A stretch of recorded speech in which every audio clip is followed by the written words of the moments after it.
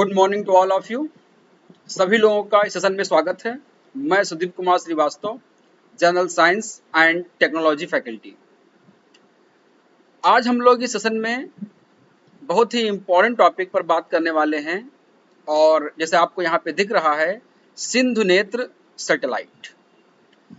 Session को शुरू करने से पहले थोड़ा सा एक ब्रीफ इन्फॉर्मेशन आपको होनी चाहिए कि भारत की एक विदेश नीति शुरू से रही है कि वो किसी भी देश पर पहले आक्रमण नहीं करेगा, और यही हमारी नाभिकीय परमाणु नीति जो है वो भी यही कहती है कि हम किसी भी देश पर पहले परमाणु हथियार का उपयोग नहीं करेंगे।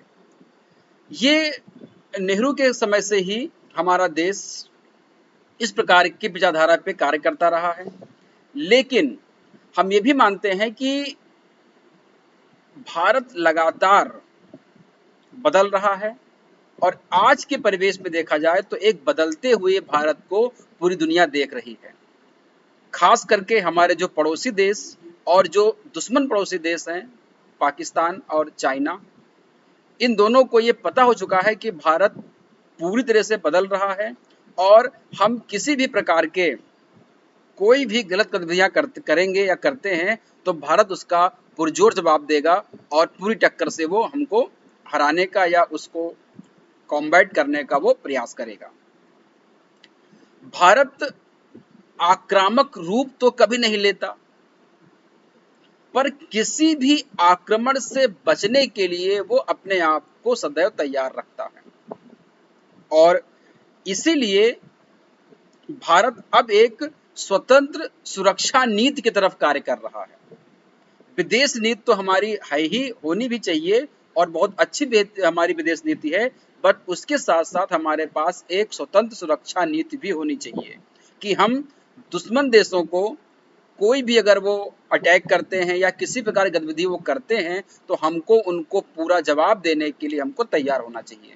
हाल ही में अभी आप लोगों ने ड्रोन के द्वारा जो गतिविधियां देखी गई जम्मू कश्मीर में, उसके खिलाफ एंटी ड्रोन टेक्नोलॉजी का विकास करने के लिए भारत सरकार DRDO पूरे जोर शोर से काम कर रही है और हाल ही में हम उस पर भी अपना एक बहुत बेहतरीन एक मुकाम हासिल कर लेंगे।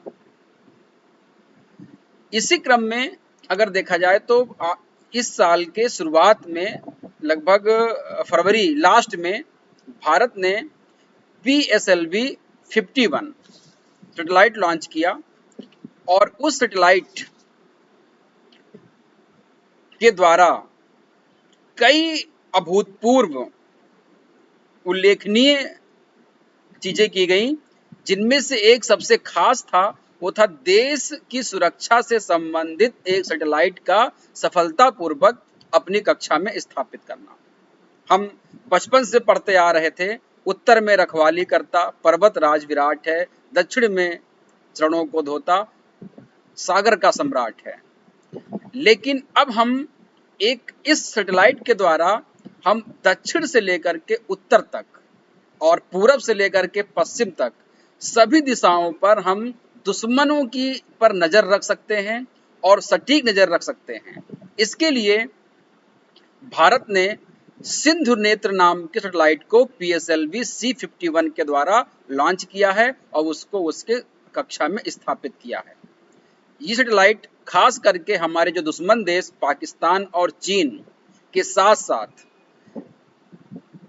हमारी देश की जो भी सीमाएं हैं, जितनी भी देश सीमाएं जुड़ती हैं, उन सभी सीमाओं की वो पर नजर रखेंगे कि कहीं पर कोई गलत गतिविधियां तो नहीं हो रही हैं, चाहे वो बांग्लादेश हो, चाहे वो म्यांमार हो, चाहे वो भूटान हो या नेपाल हो। चीन और पाकिस्तान तो खैर उसमें शामिल हैं और हम ये समझ सकें कि दुश्मन की हर हलचल का हमको पता चल सके कि क्या गतिविधि वो कर रहा है। और सबसे खुशी की बात यह है कि ये सिंधु नेत्र सैटेलाइट को रक्षा अनुसंधान एवं विकास संगठन यानी कि DRDO के युवा वैज्ञानिकों द्वारा बनाया गया। DRDO का जो ये सिंधु नेत्र सैटेलाइट है, ये इंडियन ओशन रीजन में आने वाले हर तरह के जो मालवाहक होते हैं युद्धपोत होते हैं, व्यापारिक जहाजों को ऑटोमेटिकली पहचान लेगा। यानी कि अगर वो दक्षिण चाइना दक्षिण चीन सागर से कोई जहाज आ रहा है, मलक्का से होते हुए कोई आ रहा है, या आपका कोई अफ्रीकन साइड से कोई आ रहा है, यानी कि इंडियन ओशन में, चाहे वो प्रशांत महासागर तरफ से आए या आपका पूर्वी या पश्चिमी किसी भी महासागर से आता है, और अगर वो अरबियन सागर की तरफ से आए या हिंद महासागर के जो आपका बंगाल की खाड़ी की शाखा है, कहीं से भी अगर आता है, तो उसको ये सिंधु नेत्र सैटेलाइट उसको ऑटोमेटिकली पहचान लेगा। और जिस दिन इसको लॉन्च किया गया था, यानी कि 28 फरवरी को, उसी के बाद से ये ग्राउंड से संपर्क में है और अपना काम शुरू कर दिया है। सिंधु नेत्र सैटेलाइट को लेकर के डीआरडीओ के सूत्रों ने बताया है कि फिलहाल तो इसे भारतीय समुद्री क्षेत्र की निगरानी की जाएगी। आप यहाँ पर देख पा रहे होंगे कि इससे जो है वो मुख्य रूप से आप किन किन चीजों की हम निगरानी करने जा रहे हैं, इसको भी हमको समझना होगा। तो यहाँ आप देखेंगे साउथ चाइना सी, साउथ चाइना सी में यहाँ जो मलक्का स्ट्रेट जो आपका है, जौहर स्ट्रेट जो आपका है, खास करके जो मलक्का स्ट्रेट जल संधि है, यहाँ से जो भी आपके जो पोत हैं या आपके जो मालवाहक जहाज हैं, वो अगर आते हैं तो उनकी निगरानी करेगा, यानी कि दक्षिण चीन सागर की निगरानी करेगा कि वहां से कैसी गतिविधियां चल रही हैं। खास खास अदन की खाड़ी जो है, यहाँ पर ये रीजन जो आपका है अदन की खाड़ी, यहाँ पर गल्फ ऑफ अदन, यहाँ पे कौन सी गतिविधियां चल रही हैं, जो आपकी एक तरह से इराक और ईरान के बीच में जो पोत वगैरह या जो आपके मालवाहक आ रहे हैं, उन पर नजर रखा जाएगा। और रेड सी यानी कि इधर आपका स्वेज कैनाल से जो भी मालवाहक आ रहे हैं, उसकी रक्षा की जाएगी। और साथ ही साथ अफ्रीका तट पे जो भी, यहाँ पे सबसे ज्यादा आपको पता होगा जो पायरेसी होती है, वो इसी में होती है। आपका अफ्रीकन कंट्री के जो पूर्वी देश हैं, वहां से होती है। तो वहां पर हमको पूरी नजर रखनी है। तो ये सिंधु नेत्र मुख्य रूप से दक्षिणी चीन सागर पर नजर रखेगा, एडन की खाड़ी पे रखेगा, और अफ्रीकी तटों की निगरानी को रखने का ये पूरा काम करेगा सिंधु नेत्र। सिंधु नेत्र सैटेलाइट की मदद से भारतीय सेनाएं जो है वो जासूसी संस्थाएं लद्दाख समेत चीन से लगी हुई सीमा और पाकिस्तान से लगी हुई सीमा पर नजर रखेंगी। यानी कि पाकिस्तान में जो आपका ये लाइन ऑफ कंट्रोल है, गिलगिट पाकिस्तानी एडमिनिस्ट्रेटेड जो कश्मीर है, यानी कि पाकिस्तान अधिकृत जो कश्मीर है, उसमें जो लाइन ऑफ कंट्रोल है, इस पर पूरा नजर रखा जाएगा। और ये आपका जो ceded by Pakistan to China, जिसको पाकिस्तान ने चाइना को दे दिया है, और सियाचिन ग्लेशियर और अक्साई चिन चाइनीज ने जो इस पे अपना कब्जा जमाया हुआ है, ये गालवान घाटी, और ये आपके जो है लाइन ऑफ एक्चुअल कंट्रोल जो होता है, इन पर पूरी तरह नजर रखेगा कि यहाँ से कोई गतिविधि तो नहीं हो रही है। तो ये पूरे आप देख पा रहे हैं, ये पूरा रीजन जो है वो पाकिस्तान और चाइना के द्वारा इस पे अधिग्रहित किया गया है। तो हमको ये देखना है कि ये पूरा का पूरा जो है वो जासूस संस्थाएं हमारी क्या करेंगी, सिंधु नेत्र सैटेलाइट के द्वारा इस पर नजर रखेंगी। इस सैटेलाइट की मदद से 4000 किलोमीटर की जो लाइन ऑफ एक्चुअल कंट्रोल पर भी नजर रखा जाएगा। लाइन ऑफ एक्चुअल कंट्रोल जो आपका है, इस पर पूरा नजर रखा जाएगा।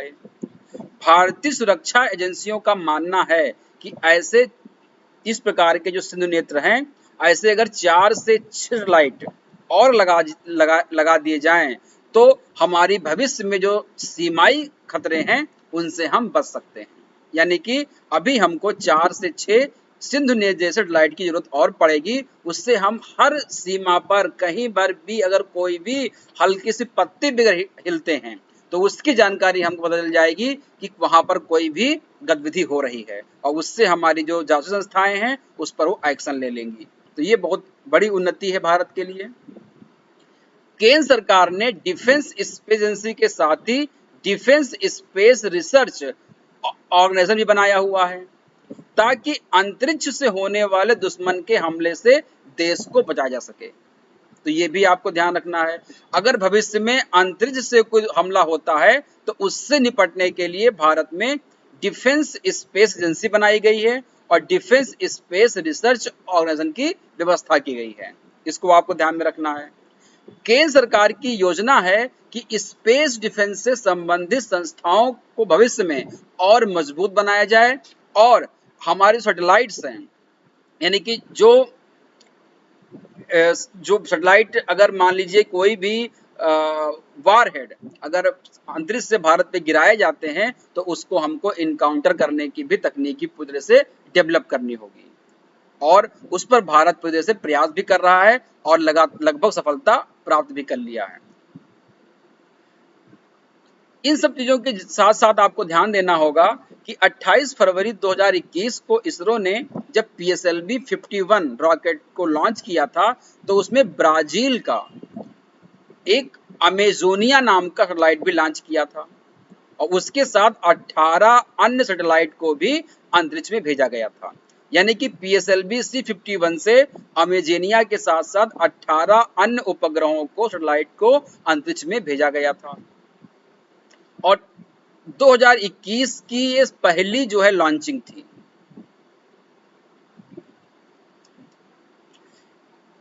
स्पेस सेंटर से इस प्रकार की जो लॉन्चिंग हुई है वो 39वीं सफल लॉन्चिंग थी और लॉन्च पैड से, और स्पेस स्टेशन से जहां से इसको लॉन्च किया गया था वहां की 78वीं लॉन्चिंग थी और PSLV की ये जो 51 है उसमें 53वीं सफल उड़ान थी ये।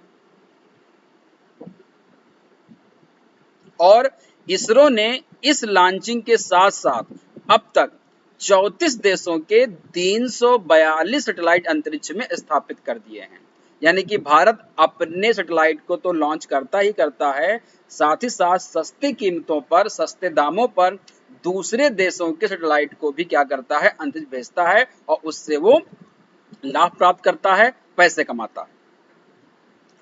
ये जो ब्राजील का जो अमेजोनिया 1 सैटेलाइट है, ये ब्राजील का पहला ऑप्टिकल अर्थ ऑब्जर्वेशन सैटेलाइट है, यानी कि भू अवलोकन उपग्रह है।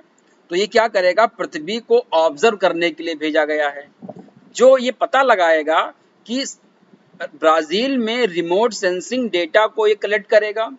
साथ ही साथ अमेजन के जंगलों में जो पेड़ों की संख्या लगातार कम हो रही है, उनके जो बदलाव हो रहे हैं उनकी मॉनिटरिंग करेगा और साथ ही साथ ब्राजील में खेतों के कामों में भी ये मदद करने का पूरा प्रयास करेगा अमेजोनी सैटेलाइट। इसको आपको ध्यान में रखना है।